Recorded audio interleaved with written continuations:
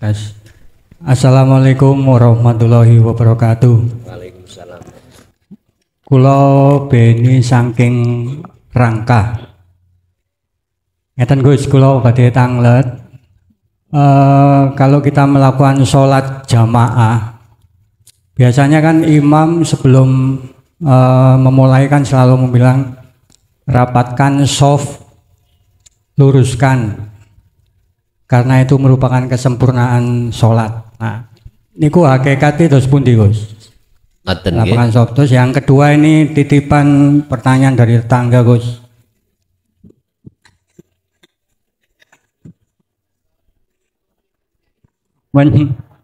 Menjual rumah warisan itu apakah bisa celaka? Terus yang terakhir, yang ketiga, apakah orang tua itu kalau meninggal setiap malam Jumat pulang? Sudah seperti itu mawon Gus.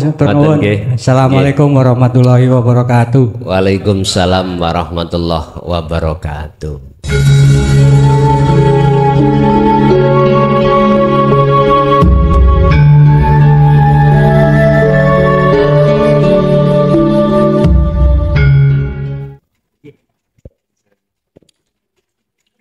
Assalamualaikum warahmatullahi wabarakatuh. Waalaikumsalam. Matur nuwun kepada Gus Muklason yang telah memberikan tausiahnya. Semuanya datangnya dari Allah. Menika pangapunten ingkang kathah bagi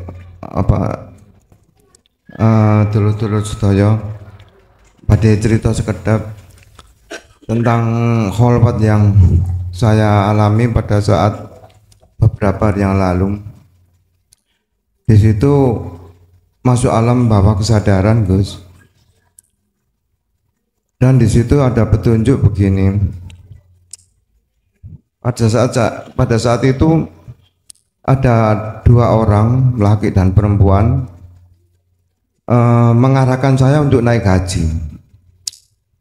Terus pada saat mengatakan itu jenengan untuk naik haji gitu. Naik haji. Okay.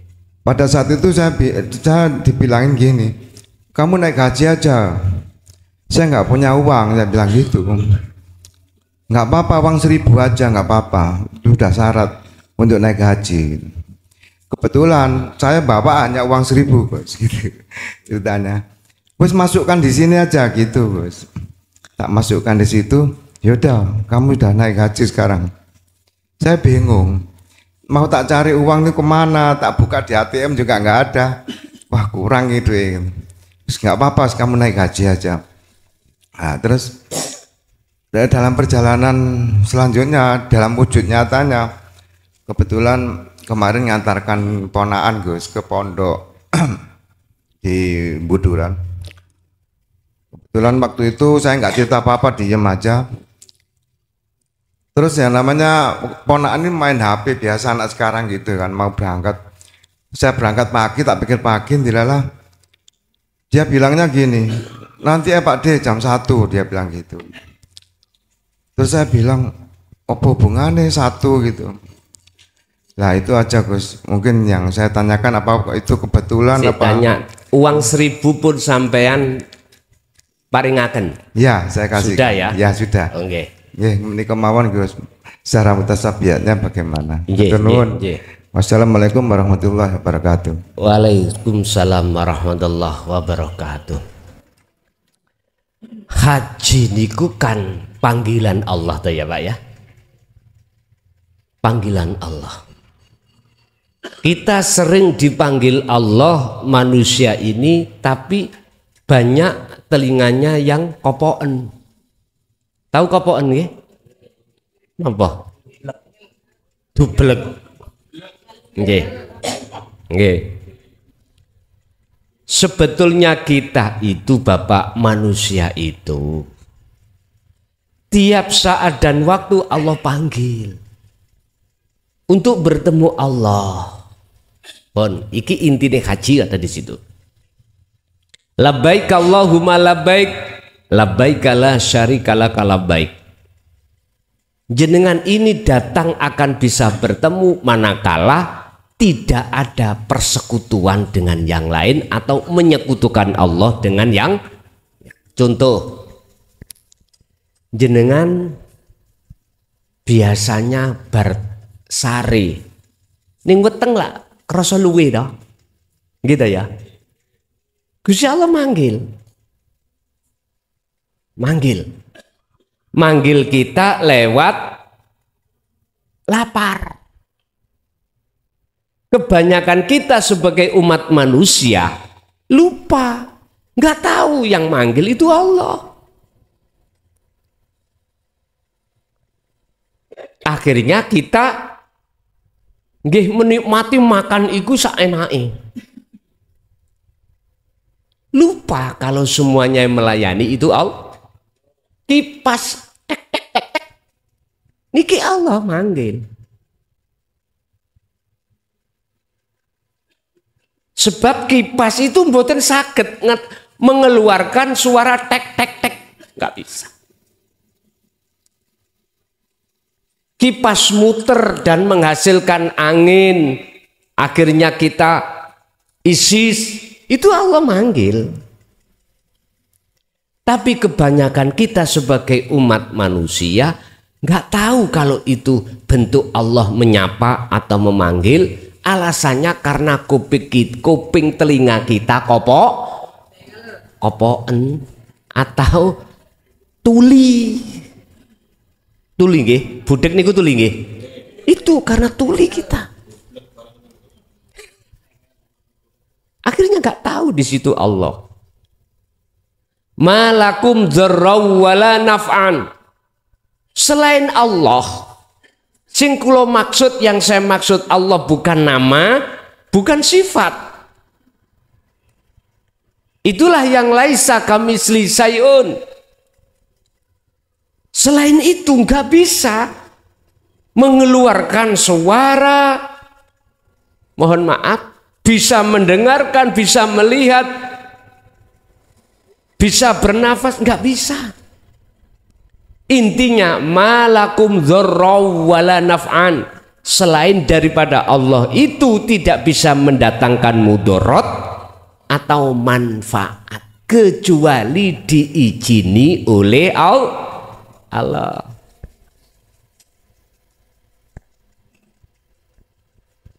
Gak usah makhluk kita Pak, langsung Rasulullah aja. Langsung Rasulullah. Tentang syafaat ya,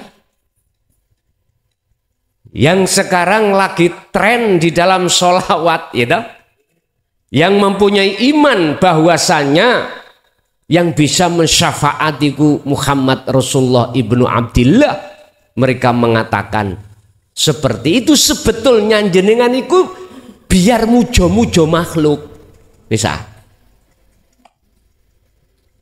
Akhirnya membuat satu makalah, duriyahnya yo pujin, duriyahnya yo cintaono. Wes, apa gak tabrak anak dengan apa yang Allah katakan itu? Sing bener iku ngene lho Pak, miturut hakikat syariat. Yang punya syafaat pertolongan iku Allah. Terus diizinkan terhadap hamba yang diizinkan. Terus hamba itu memberikan terhadap orang lain. Contoh air, Allah kasih syafaat untuk bisa menghilangkan rasa haus. Bukan semata-mata aslinya air bisa memberikan syafaat. Enggak, yang memberikan syafaat tetap Allah.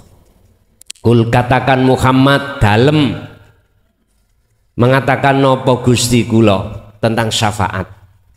Lillahi syafa'atu jami'an.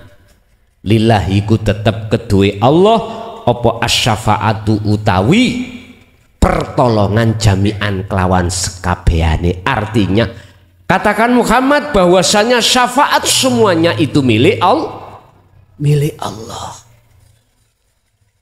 Berhubung mereka tidak mengerti tatanan akhlak ilahiyah ruhaniyahnya dinul tauhid, dia mengatakan nyun sewu, yang bisa memberi syafaat, yang memiliki syafaat itu baginda Rasul. Mentok Pak saya ngomong niki, mentok langsung Rasulullah. Ya dibuka ayatnya tadi, surat Az-Zumar ayat 44 itu tadi. Jadi kita makhluk itu tidak punya daya upaya apapun sekalipun para rasul, karena makhluk. Wala kuwata, dan kekuatan apapun, jikalau ada daya upaya dan kekuatan, maka itu atas izin Allah. Ngaten lho, supaya umat itu tidak digiring ke opini untuk memuja, memuji, bahkan menyembah terhadap makhluk. Kebanyakan disuruh nyembah makhluk, sampai dunyone dikekno cintane. Kau apabila tidak memuja, cinta sama aku, neraka kau, sebab aku duriyae mbok nean.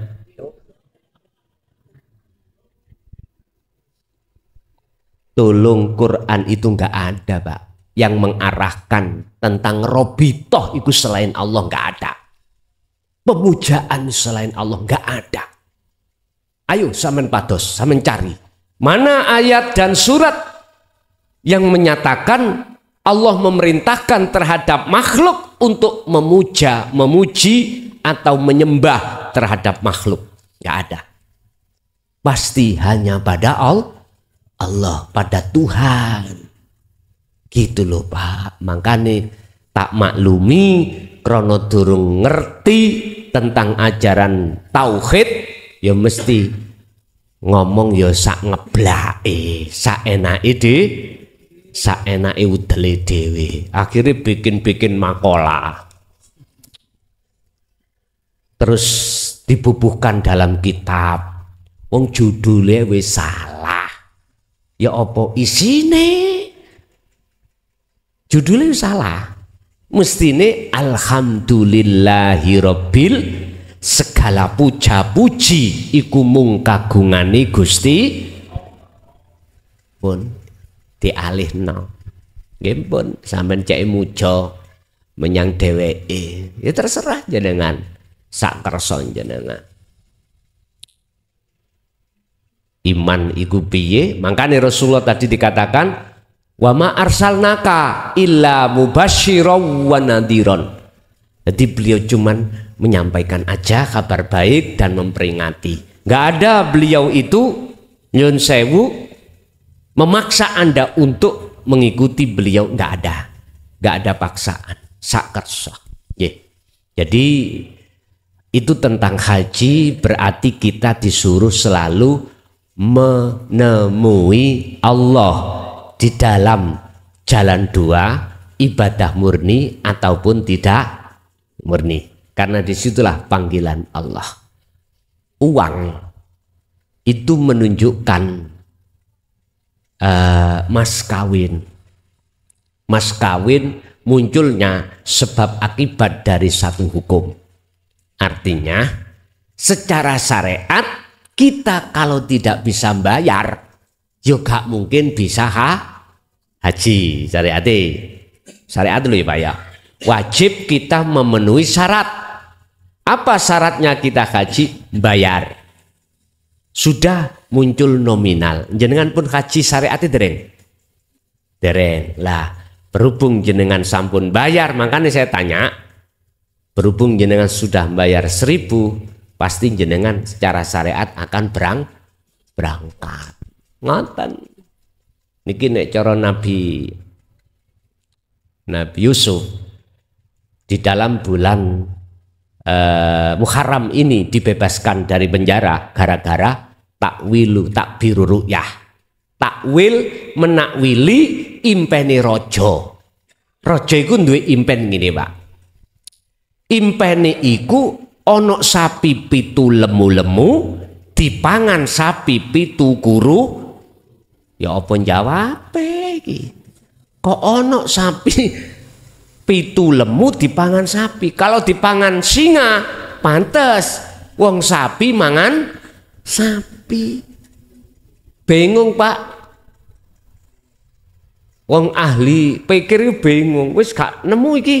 Akhirnya ketemu Nabi Yusuf, diartikan, hei raja, jenengan nanti akan menghadapi 7 masa peceklik, kekeringan. Lah, iku maksudnya adalah sapi yang kuru. Biar sapi ini gak mati, ya kudu makan sapi yang lemu.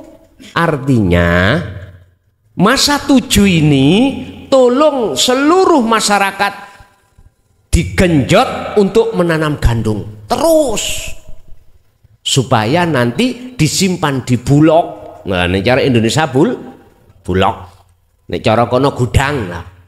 Nanti kalau sudah penuh gudangnya, jagani, apa jagani bahasa Indonesia nih Pak? Persiapan masa peceklik 7 tadi.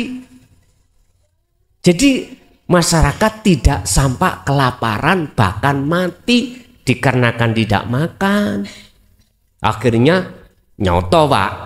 Akhirnya Nabi Yusuf dikeluarkan bahkan disuruh menjadi gubernur. Lah pas gubernur itu Jawa Timur, ya dah, umpama Jawa Timur, tanah kelahirannya beliau, ya dah. Akhirnya Nabi Yakub niku bapak ibun ya. Sejarah sebelum beliau dipenjara kan beliau waktu kecil kasih sayangnya Nabi Yakub kali Bunyamin, ya dah. Itu diajak dulur tunggal bapak sejembok. Adi Nabi Yakub niku sekawan garwane. Lah, garwa pertama niku menurunkan beberapa anak, kalau nggak salah 4 atau 6. Yang kedua menurunkan 2 anak, Yusuf dengan Bunyamin. Niki ibu yang kedua ini ibu yang bertauhid Pak. Ibu yang bertauhid. Nek cara bahasa umum solikah. Ngoten nggih? Solikah. Lah terus ibu ketiga keempat nggih sama-sama punya anak 2. Selain Bunyamin dengan Yusuf, semua saudaranya itu ingkar dengan ajaran Nabi Yakub. Makanya mengapa Nabi Yakub itu sayang terhadap 2 saudara. Berhubung dilihat saudara-saudara yang lain yang disayang saudaranya 2 ini akhirnya merencanakan pembunuhan. Diajaklah si Yusuf dulu, izin Nabi Yakub, mbuh tamasa mbuh apa. Nabi Yakub pun mboten ngangsali. Ning ati pun terasa nggak enak. Berhubung mereka itu berjanji menjaga adiknya itu tadi, dilepas. Akhirnya piye Pak? Dicengklungno sumur. Terus bajunya itu rawak-rawek dikasih darah-darah. Dikatakan kalau dimakan serigala. Tapi Yakub tidak percaya. Sampai beliau sakit, mikir beliaunya, mikir si Yusuf. Ternyata ada saudagar lewat, ngelak, mau ngambil air, tidak dapat air malah dapat Yusuf. Saudagare bahagia Pak melihat anak yang ganteng tak doli. Akhirnya dijual memangnya. Akhirnya dibeli oleh Raja Abdul Aziz yang punya istri namanya Zulaikha. Itu Pak sejarahnya. Bon, akhir cerita semua keluarga kumpul. Oh macam-macam ceritanya boleh tebih niki wis gak usah. Jadi teng mriku sampean sudah membayar walaupun 1.000 sebagai ijab kabule secara syariat untuk haji mekaten. Nggih, ada lagi? Tapi jenengan yang tidak ada bagian syariat haji tengene Mekah, ya bendino haji yo. Artinya temui Allah di segala hal waktu dan tempat. Ngoten lho. Tapi modalnya jenengan hanya berzikir sirul asrar. Oke. Lanjut, masih ada?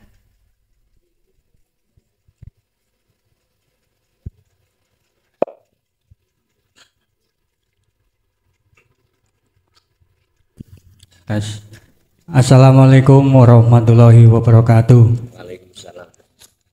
Kula beni saking Rangkah. Ngeten Gus, kula badhe tanglet.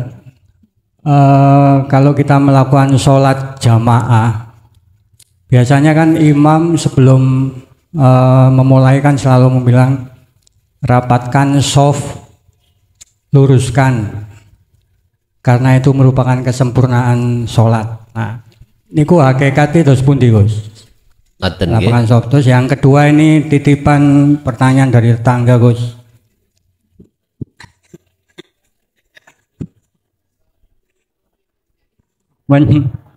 Menjual rumah warisan itu apakah bisa celaka? Terus yang terakhir, yang ketiga, apakah orang tua itu kalau meninggal setiap malam Jumat pulang? Sudah semuanya ketemu Gus. Assalamualaikum warahmatullahi wabarakatuh. Waalaikumsalam warahmatullahi wabarakatuh. Apa yang pertama tadi aku guyu melo anu hilang. Salat. Masalah shaf.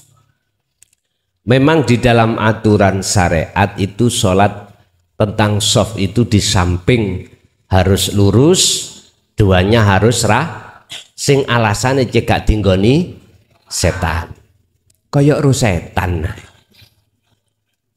Setan itu sampai melebu darah daging bisa Pak. Halusnya air masih halus nafsu atau setan. Lembutnya angin masih lembut hawa nafsu atau setan. Itu sebetulnya itu punya makna. Hakikatnya piye Pak? Hati kita Pak, jangan pernah ada ruangan selain daripada zikir pada Allah. Sebab jikalau hati jenengan lepas tentang zikir, mesti nafsu mah faqadistamsaka bil urwatil wuthqa lam fisomalaha. Terkait meninggalkan nafsu untuk bertemu Allah, terkait meninggalkan jalan nafsu untuk menuju jalan Allah, pegang teguhlah tali tersebut. Apa yang dimaksud? Ya zikir. Zikir itu, zikir eling. Eling iku sadar, ingat kalau kita makhluk gak wujud. Kalau kita makhluk tidak bisa apa-apa dan tidak punya apa. Nah, terus kok ada? Itu wujudnya Allah, bukan wujud kita. Kita tidak akan tampak nyata wujudnya Allah jikalau di dalam pandangan hati kita masih ada wujud selain Allah. Artinya di situ. Kongon merapat, kongon sing lurus, sampai dikatakan umpomo gano sing khusuk kok lurus sah. Lah ngoten nggih. Dasmu nuah. Lah saiki ya cara syariat saya bisa terima. Cara hakikat ruhaniyah kita belakrak nanti. Gitu ya. Bagaimana legalitas dari surat Al-Baqarah 238 mengatakan khafidu ala sholawah wassolatil wusta wa qumu lillahi qanitin. Qanitin itu memakai makna khasyiin, khusyuk artinya bertemu Allah, hanya ingat Allah. Itu loh maksudnya, aslinya seperti itu. Pun satu. Nomor dua, tentang masalah jualan tanah. Oh, jual warisan, apakah nggak celaka? Ngeten mawon, sampai nek gak sanggup ngedol tak dolno. Lillahil masyriqu wal maghrib. Iku bukan milik selain Allah. Semua itu milik Allah. Milik Allah. Jenengan jual, monggo, ndak celaka, ndak. Nah terus sing terpenting jenengan ojo meroso jenengan sing jual. Ning ati sampean ojo rumangsa jenengan yang bisa jual. Karena kita nggak punya hak untuk menjual, karena itu bukan milik kita tapi milik Allah. Kalau Allah sing jual, mohon maaf, siapa yang bisa nyalahno? Nggak bisa. Masa Gusti Allah dodol tanah? Ngeten lho Pak. Secara dohir fisik memang jenengan sebagai ahli waris, ya toh?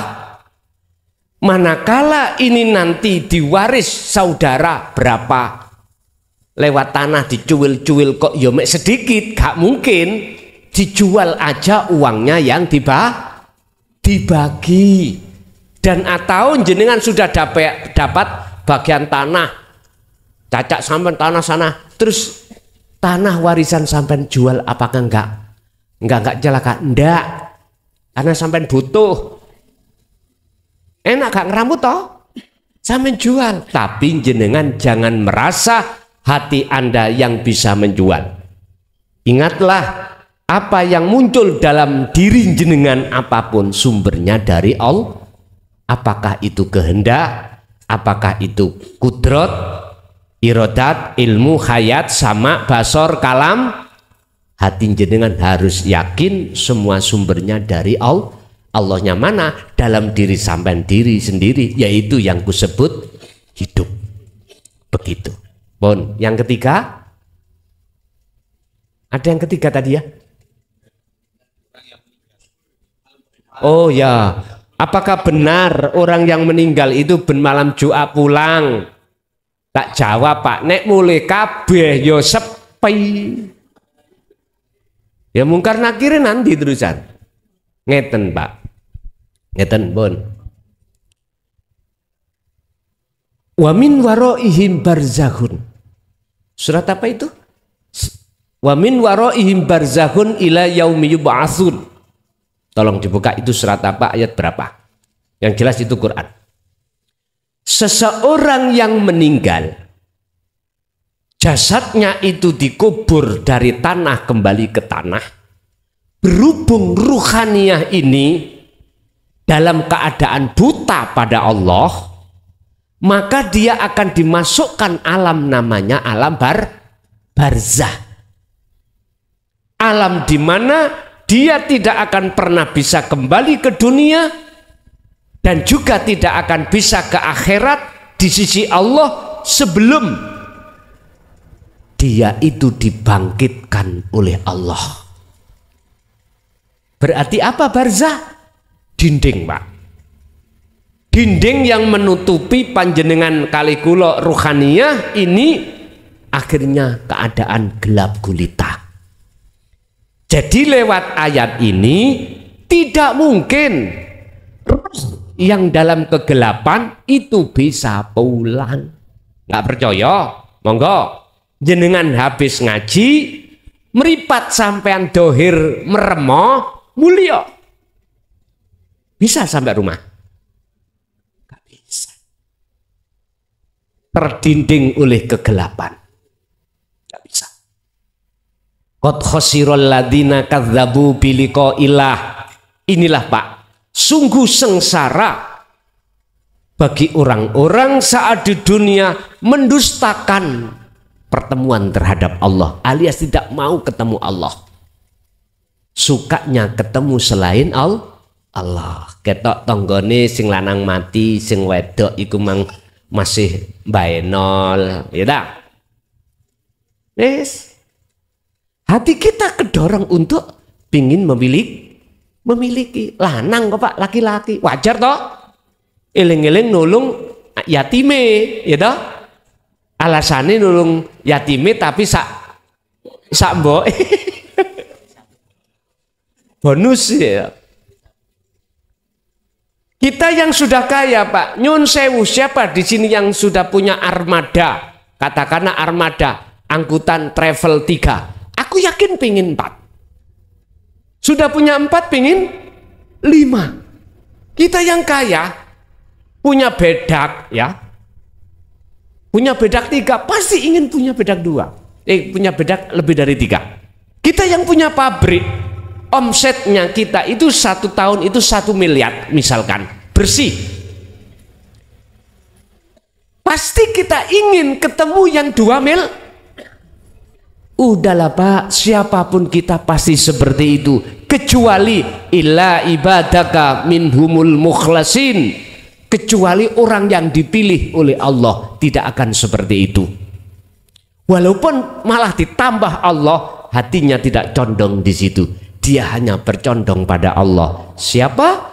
Hamba yang dipilih, merekalah yang hatinya konsekuensi amanu wattaqau. Dia selalu hatinya rindu terus ingin bertemu Allah. Iki yo gampang, iku yo angel.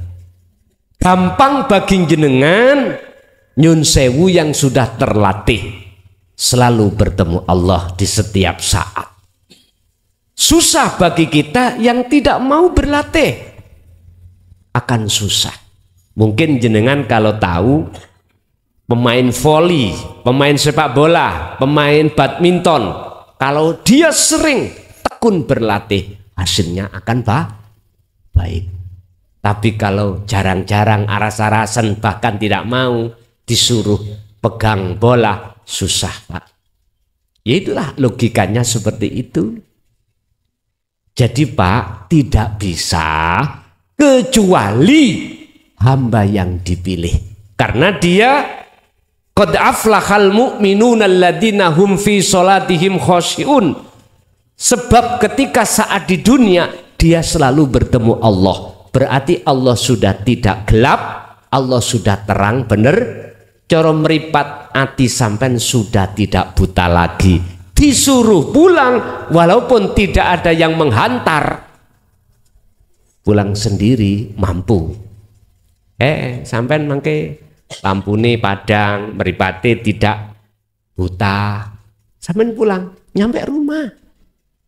Itu nyampe sama dengan ruhaniyah itu tadi. Sayaqulunal ladzina qalu udkhuluha bisalamin aminin. Orang-orang inilah Bapak Ibu yang bebas dari pertanyaan mungkar nakir. Terus hisabnya bighairi hisab. Apa yang dihisab? Wong dia nggak pernah ngaku. Istilah dompet orang yang duitnya dihitung ya apa Pak? Nah nek dompet nggak ada uangnya kok sampai iku ngitung-ngitung, berarti jenengan wong sampel. Dompet orang yang duitnya kok dihitung? Hitung. Sing dihitung itu sebab karena ada uangnya. Karena kita merasa iki sholatku, iki posoku, iki zakatku, iki kuku. Ya udah Pak, dihitung sampai Allah. Dihisab. Hisab itu perhitungan. Jadi Pak, tidak ada ruhaniyah yang bisa kembali ke ahlinya ben malam Jumat itu kecuali hamba yang dipilih. Siapa hamba yang dipilih? Itu adalah para kekasih Allah. Dia tidak mati. Cuman saja kebanyakan orang tidak mengerti. Begitulah. Oke? Masih ada? Monggo. Belakang itu Pak, belakang.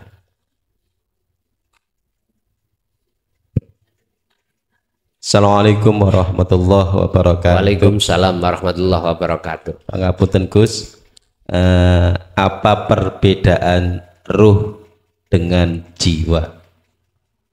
Sedangkan kalau orang nanti meninggal, yang disiksa atau yang sengsara itu ruhnya, apa jiwanya? Mekaten mawon. Assalamualaikum warahmatullahi wabarakatuh. Apa perbedaannya jiwa dengan ruh?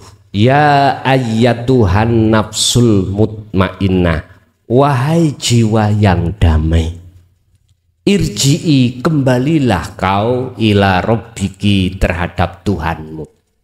Ini kata perintah. Berarti munculnya perintah karena jiwa belum kembali kepada Tuhan. Memang disebut jiwa, Pak. Kalau boleh saya katakan, ruh yang belum kembali itu jiwa. Kalau sudah kembali maka disebut ruh. Dasarnya dari mana?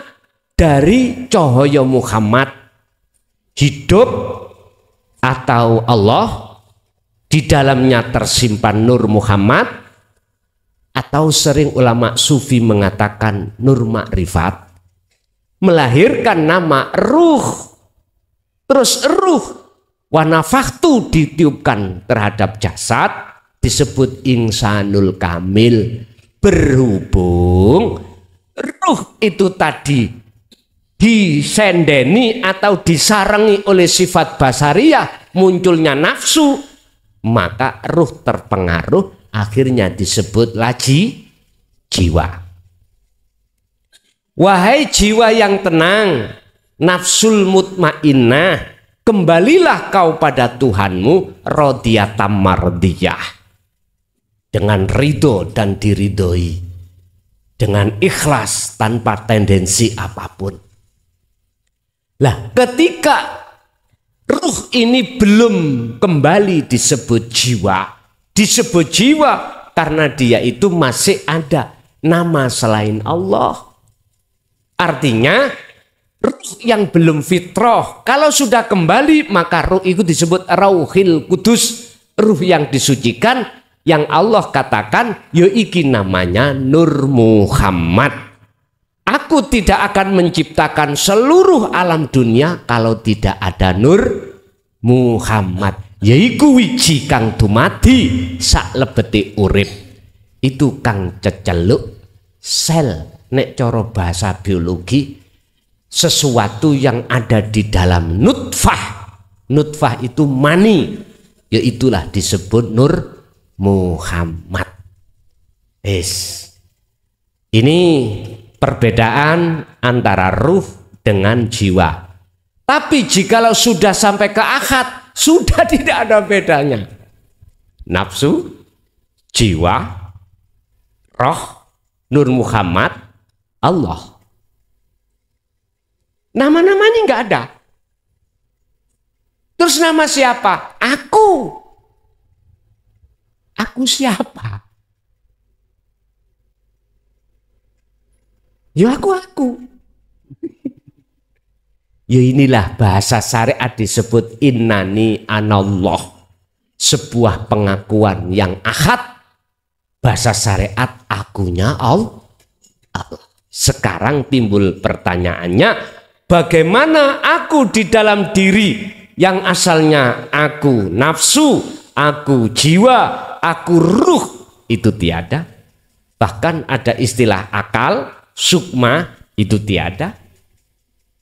Kalau bahasa Nabi Muhammad, ya mi'roto.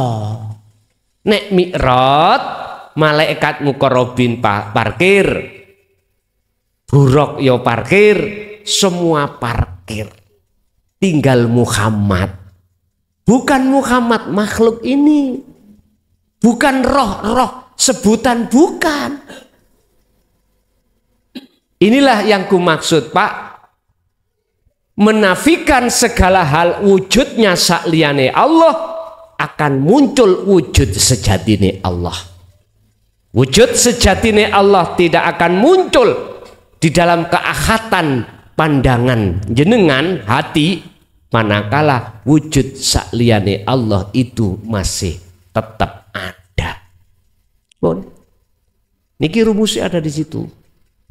Nah, terus bagaimana caranya menghilangkan wujud sakliyane Allah selain Allah? Ini jangan dimasukkan ainul basyariyah, pendelengan penglihatan mata dohir, Pak. Sebab mata dohir ini Allah kasih untuk bertemu bersaksi kepada sesama makhluk. Apakah makhluk kasar, apakah makhluk halus. Tapi ainul basirah, mata ruh, Allah letakkan untuk bersaksi illallah, hanya pada Allah wujudnya. Yang wujudnya itu yang meliputi atas segala nur-nurnya. Apa nurullahnya? Nur-nurnya Allah mana? Yun dunia, wujudi dunia dan seisinya. Itu nurullah. Jadi letak dikatakan berbeda itu manakala belum sampai di ahad, belum sampai di musyahadah. Ini mesti ada perbedaan. Sehingga muncullah jiwa, muncullah roh. Dikatakan jiwa, roh yang belum fitrah.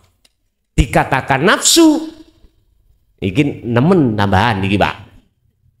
Jadi umpama ada mutiara dibungkus tai, kelihatan tainya, siapapun akan mengatakan itu tai, tapi gak tahu kalau di dalam tai ada mutiara.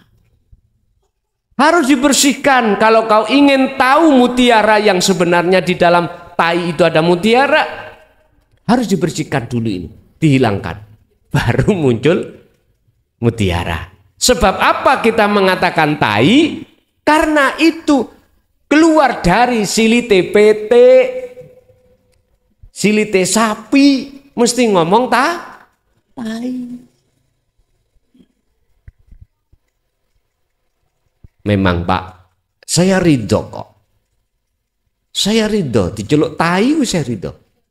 Memang munculnya hal yang bermutiara, kebanyakan itu dari sesuatu yang dianggap jelek oleh orang syariat. Itu pasti. Tapi saya maklumi, karena beliau belum tahu kalau di dalam tai ada mutiara. Susu ngelokno. Tapi nanti kalau sudah dibersihkan baru kecelik. Ngerowoyok saiki Pak. Dulu waktu kelihatan tainya nggak mau ngeroyok Pak, ngalih. Karena ambu menjauh, ambunya baunya sudah nggak tahan, ngalih. Tapi kita tidak tahu di dalamnya itu ada muti. Ketika kotoran sudah hilang, kelihatan mutiara bagaimana? Royokan. Itu royokan. Kandungan emas di dalam tanah itu banyak Pak. Orang tidak akan rebutan kalau dia tidak tahu.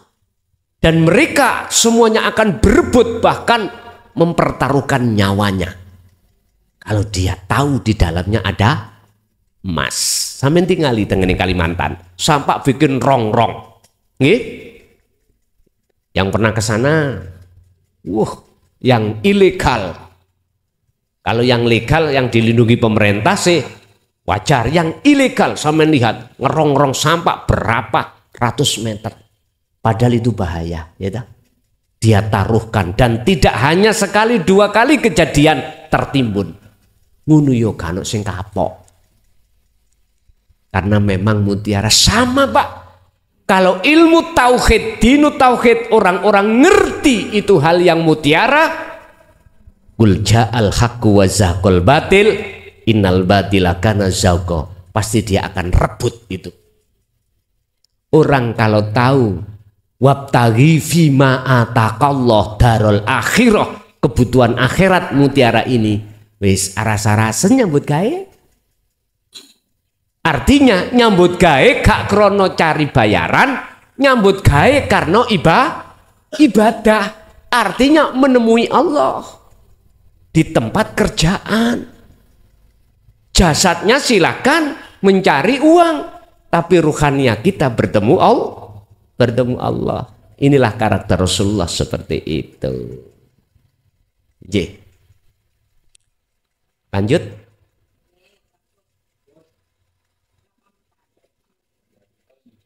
Monggo.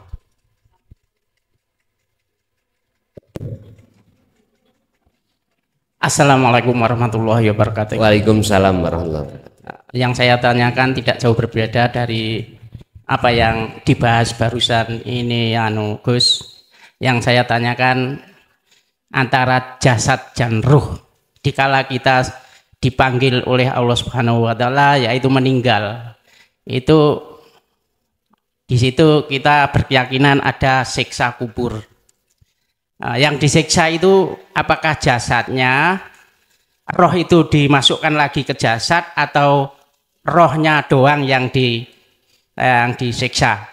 Itu. Dan yang saya tanyakan lagi, saya punya teman seorang ustadz itu menyatakan bahwa siksa kubur itu tidak ada, karena di dalam Al-Quran itu tidak ada yang menyatakan siksa kubur itu ada kecuali hadis. Ya, itu yang pertama. Yang kedua yaitu soal dikala nanti kita istilahnya hari kiamat itu kita akan dibangkitkan.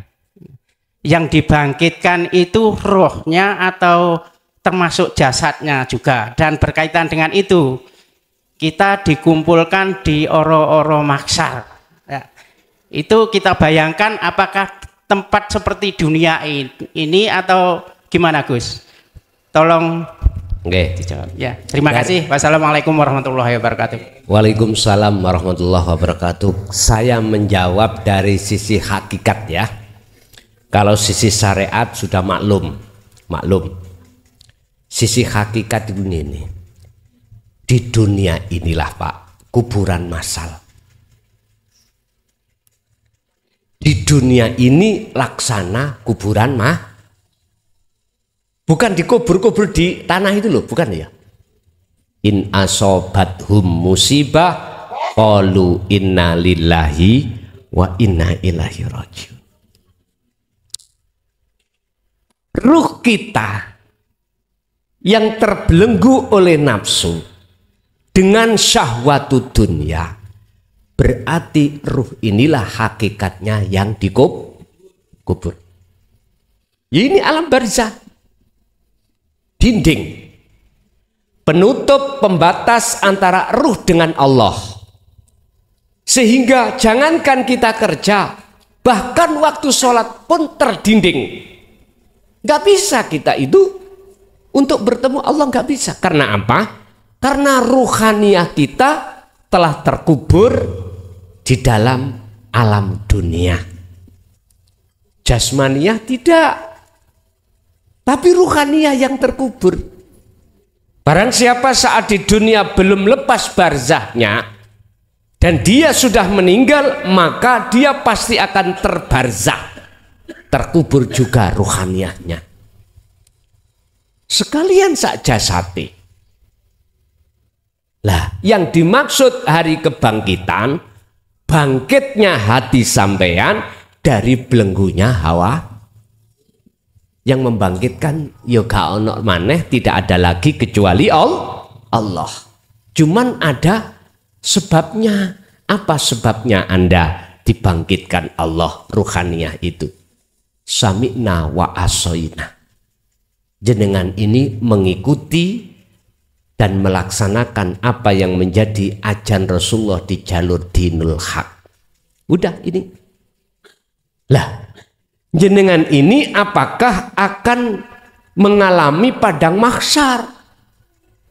Sebelum jenengan iki dibangkitkan, mohon maaf, jenengan kali kula ini dikatakan adalah roh yang terkubur. Berarti roh mati niki, roh yang mati. Orang Jawa mengatakan badang urip.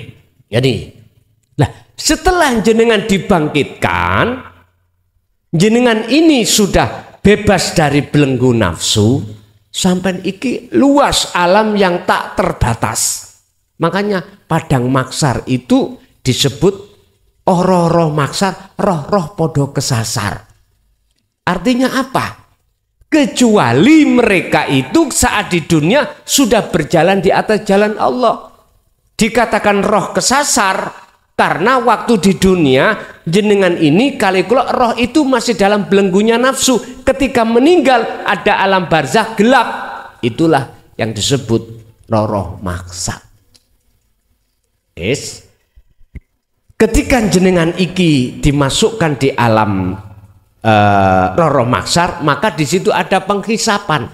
Pertanyaannya, apakah ruhaniyah ini berlaku dia masuk di dalam roh maksar dan penghisapan? Jawabannya sederhana. Jenengan kundur teko ngaji mantuk pulang inilah Pak, karena jenengan dalane padang, ya toh? Jenengan tidak buta sampai nyampe di rumah karena sampai sering ke rumah jenengan, maka saya jamin gak akan kesasar. Berarti tidak mengalami apa yang mereka alami saat mereka buta. Artinya ketika saat jenengan dikatakan dibangkitkan, sejatine hakikate bangkiti roh sangka dene blenggune nafsu. Iki gak usah ngenteni kemati.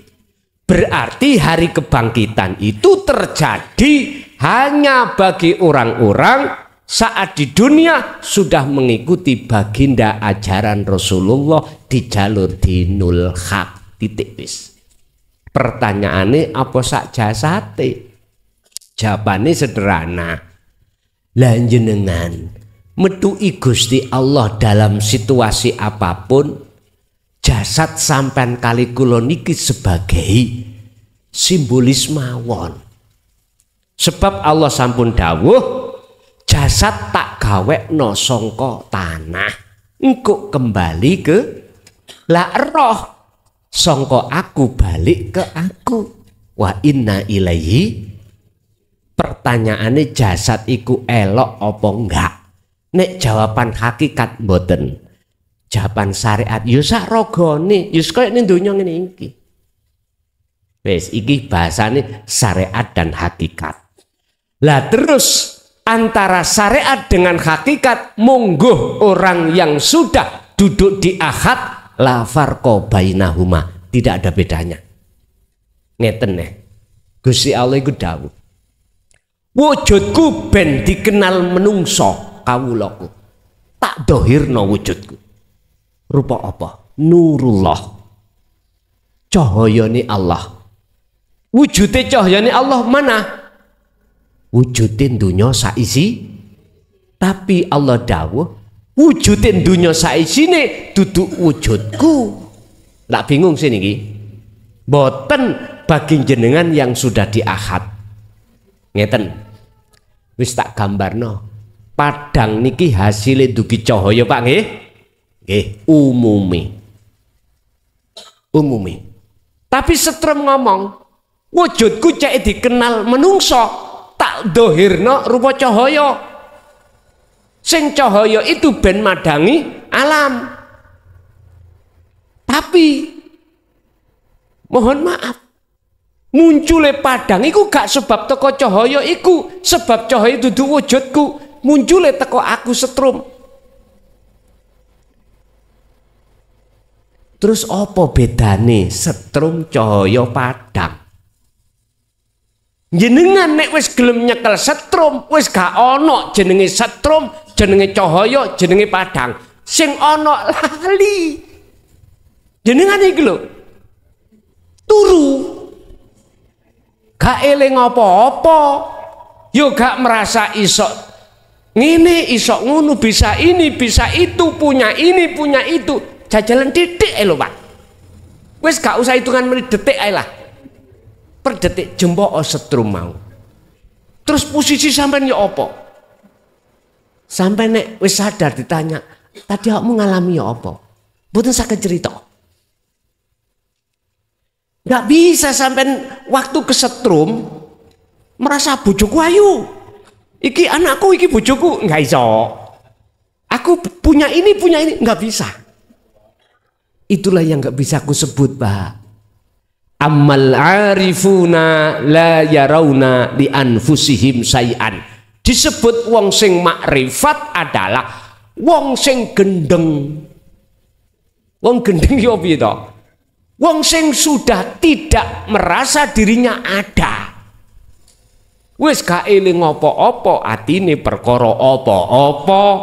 Karena sing ana apa-apa dudu apa-apane dheweke, karena dheweke sudah gak ono, gak ada. Coba ngono dijempok setrum titik ae lho. Ya ojo suwe, Pak. Jempok kok 2 menit. Selok kaku. Itulah gambarannya Allah itu seperti itu, Pak. Jadi kalau bicara secara ahad di dalam hukum hakikat, jenengan yang sudah ke ahad, jawaban ini cuman roh. Itu pun tidak ada. Kalau secara syariat ya sak jasate. Makanya tinggal saya menjawab dari sisi mana. Sebab di akhirat yang miturut orang syariat akhirat itu besok, kalau dunia ini sudah dihapus, dihancurkan Allah, akhirnya dibangkitkanlah, akhirnya digiring ning roroh maksar, di situ dihisab, kemudian disuruh nguat siratal mustaqim. Yang tidak bisa nguat berarti jatuh ke neraka, yang bisa ke surga. Simple nggih? Simple. Innallaha huwa rabbi wa rabbukum fa'budu. Hadza siratum mustaqim. Mana yang disebut siratal mustaqim? Wat utut dalan sing jejeg. Lah nyapa? Hakikat gak usah ngenteni sesuk. Sekarang. Mana ibadah murni atau tidak murni? Kalau hati jenengan kenceng hanya ke akad, ya iku siratal mustaqim. Berhubung ning dunya sudah jenengan lewati terus menerus, maka ketika jenengan lepas jasad ambek roh, kata Rasul kal barki, koyok kilat. Maksudnya koyok kilat saking cepete. Mengapa saking cepete? Karena sudah sering diliwati. Sama saya ke sini sudah nggak tanya-tanya Pak saya, karena sudah sering ke sini. Pertama dulu nyuwasar tengwing burin kok ditutup loh nanti ki. Wis tanya-tanya orang ke sana. Ngune kadang-kadang kedua ketiga sik nyasar hujan. Berarti kita di dunia ini untuk bertemu Allah tidak cukup 1-2 kali, terus sama pun jenengan. Nggih? Masih ada? Monggo.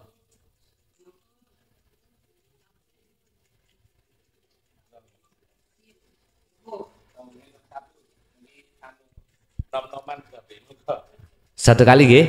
Monggo.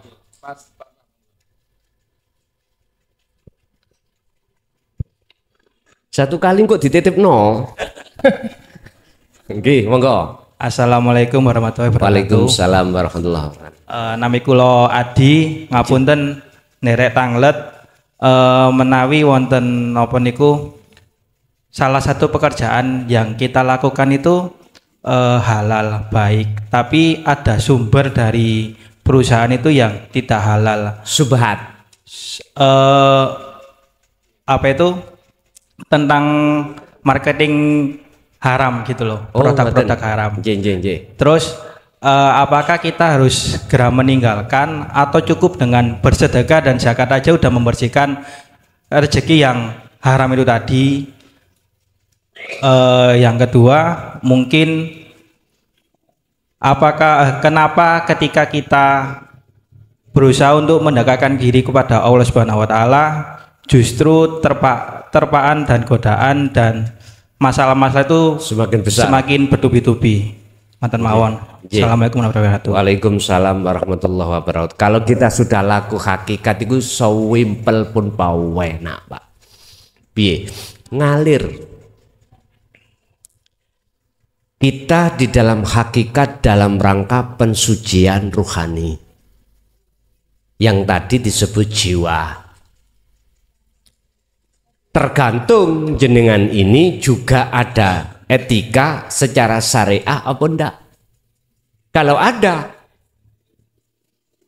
berhubung kita kerjanya itu ada unsur riba, bisa jenengan itu sisihkan hasilnya itu untuk disodakoh sodakokan. Tidak harus meninggalkan boleh. Laksana kita makan, Pak. Yang kita makan bersih suci. Terus piringnya ada teleknya atau tidak terserah. Karena jenengan iki gak makan teleknya tapi makan nasinya. Ya silakan kita makan nasi di atas piring, piringnya kotor, monggo.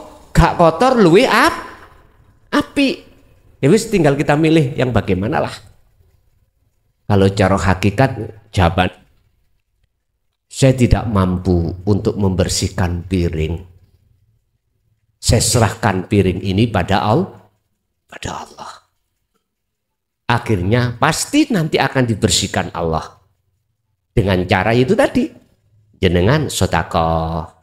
Itu kan bentuk jenengan itu membersihkan harta yang ada dalam diri kita yang bukan milik kita. Bahasa syariatnya seperti itu.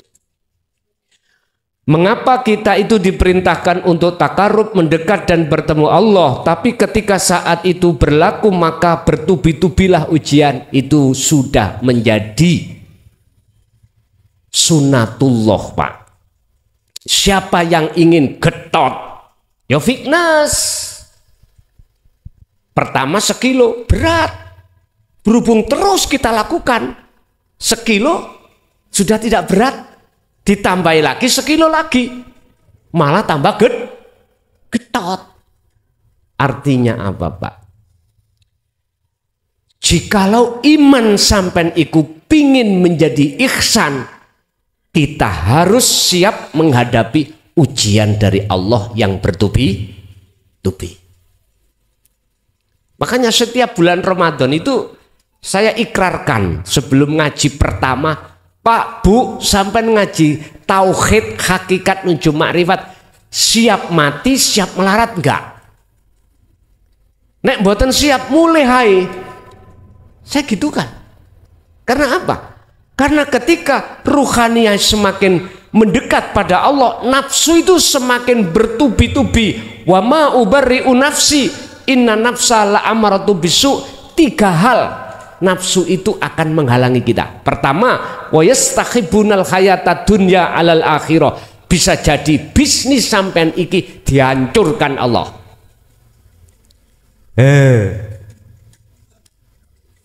Ngeri toh ya. Bisa jadi sebaliknya, malah dimumbulno Allah. Tidak selamanya dihancurkan. Apakah dengan mumbulnya ekonomi ini menjadikan hati sampean lalai pada Allah, ataukah dihancurkan ikut justru malah jenengan iki semakin merapat pada Allah? Kalau seperti itu, Allah pasti hancurkan ekonomi. Allah itu punya hitung-hitungan, Pak. Manakala jenengan masuk di dalam dinut tauhid, semakin masuk, semakin melakukan, kok ekonomi sampean semakin baik, berarti hitungan Allah ini mewahnya dunia tidak akan menjadikan pengaruh dalam hati sampean untuk merapat datang Allah. Sebab Allah juga ada di dunia mewah. Kadang-kadang kita diuji istri kita atau suami kita yang tidak sewajarnya. Ketika masuk dinul haq, suami kita wayu, suka pada orang lain. Bisa jadi. Malah kadang-kadang suami tambah sewayang. Begitu juga dengan si suami ketika dia masuk dalam dinul haq dan berlaku. Intine ngeten, Pak. Liyabluwakum ayyukum ahsanu amala. Allah mendatangkan ujian yang berbagai macam bentuk semata-mata untuk memfisik ruhaniyah kita dalam beriman tauhid itu semakin kuat. Apalagi didorong dengan pengetahuan ilmu. Oh, di dalam sugih melarat yono Allah, di dalam sakit dan sembuh yo ada Allah. Akhirnya jenengan sudah tidak terhalang dengan makhluk itu tadi. Jadi Sampean pun heran kalau ujian bertubi-tubi karena Allah punya maksud supaya iman sampean tambah kokoh, keiksanan sampean ikut tambah kuat. Bapak Ibu, itulah apa yang diberikan Allah dalam kesempatan malam hari ini. Semoga menjadi ilmu yang bermanfaat, ilmu yang berkah terhadap kita dan keluarga kita. Ila yaumiddin, lahumul Fatihah.